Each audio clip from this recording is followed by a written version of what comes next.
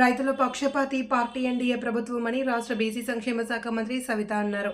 సత్యసాయి జిల్లా కొత్త చెరువులో డిస్ట్రిక్ట్ మైక్రో ఇరిగేషన్ అధికారుల ఆధ్వర్యంలో నిర్వహించిన డిప్రో స్ప్రింక్లర్ల పంపిణీ కార్యక్రమంలో మంత్రి సవితతో పాటు పుట్టపర్తి ఎమ్మెల్యే పల్లె సింధూరారెడ్డి పాల్గొన్నారు.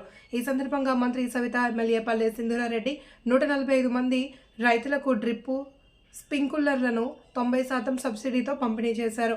అదేవిధంగా కొందరికి సీఎం రిలీఫ్ ఫండ్ ద్వారా వచ్చిన చెక్కులను లబ్ధిదారులకు అందించారు.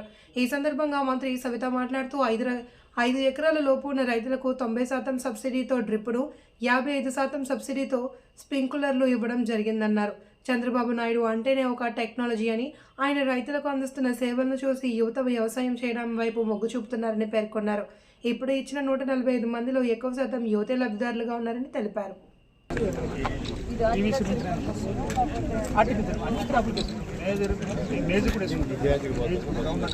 ఎంత కట్టారు? ఎంత వచ్చింది మీకు? 23,140. దీని వర్త్ ఎంత తెలుసా మీకు? ఎంత పర్సెంట్ సబ్సిడీ వచ్చింది? ఎంత వచ్చిందో మనకి దీని వర్త్ ఎంత తెలుసా మీకు?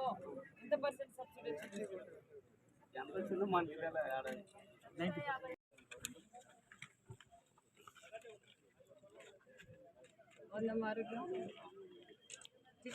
ఇచ్చిన 145 మంది డిస్ట్రిబ్యూషన్లో యంగ్స్టర్స్ బయటకు వచ్చి మేము కూడా ఈరోజు అగ్రికల్చర్ వ్యవసాయం చేయడానికి సిద్ధంగా ఉన్నాం. ఎందుకు సిద్ధంగా ఉన్నాం అంటే టెక్నాలజీ. చంద్రబాబు నాయుడు గారు చూస్తేనే టెక్నాలజీ అనేది యువతల్లో ఒక నమ్మకం కుదిరింది. ఈరోజు ఇక్కడ ఇచ్చేసిన రైతులందరూ కూడా చాలా ఆనందంగా ఉన్నారు. ఎందుకంటే గతంలో అనేక సమస్యల వల్ల గత ప్రభుత్వం రైతుల ద్రోహి.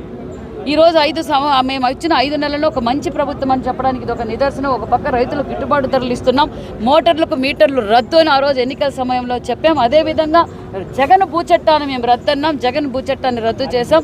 మరి పొలం పిలిచితంగా రైతన్నులకు అవేర్నెస్ ప్రోగ్రామ్ ఈ సీజన్లో ఈ క్రాప్ చేస్తే ఇంత దిగుబడి వస్తుంది, మేము మార్కెటింగ్ చేయగలము అన్న సమాచారాన్ని రైతులకి అగ్రికల్చర్ ఆఫీసర్కి అంటే పొలం పిలిచింది భాగం. ఈరోజు రాష్ట్ర వ్యాప్తంగా రెవెన్యూ సదస్సులు జరుగుతున్నాయి. గత 5 సంవత్సరాల నుంచి మేము ఎక్కడ గ్రీవెన్స్ పెట్టినా ఈ 5 నెలల నుంచి సమస్యలు ఏమొస్తుందంటే భూదందాగిరి, అభివృద్ధి నూనెం, దాచుకోవడం గత ప్రభుత్వం చేసింది.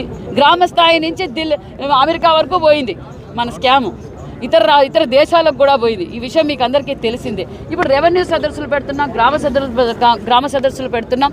చాలా ప్రజలు కూడా అవేర్నెస్ పెరిగింది. ఒక పక్క గ్రామాల్లో కూడా గ్రామీణ అభివృద్ధి కూడా ఏదైతే మన డిప్యూటీ సీఎం పవన్ కళ్యాణ్ గారు పల్లె పండుగ కార్యక్రమంలో సీసీ రోడ్లు అభివృద్ధి ధ్యేయంగా మేము పనిచేస్తున్నాం. మాట చెప్పిన ప్రకారం పెన్షన్ ఇస్తున్నాం, ఉచిత ఇసుక ఇచ్చాం, అదేవిధంగా అన్నా క్యాంటీన్లు ఓపెన్ చేశాం, మెగా డిఎస్సి సంతకం పెట్టాం.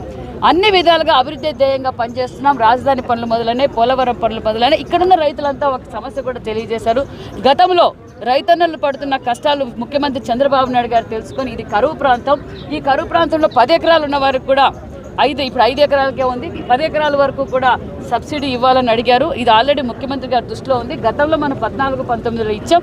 మళ్ళీ కూడా ఇది ముఖ్యమంత్రి గారి దృష్టికి తీసుకెళ్లి రైతన్నల పార్టీ, రైతుల పక్షపాత పార్టీ ఎన్డీఏ ప్రభుత్వం కాబట్టి ఖచ్చితంగా న్యాయం చేస్తామని కూడా తెలియజేస్తూ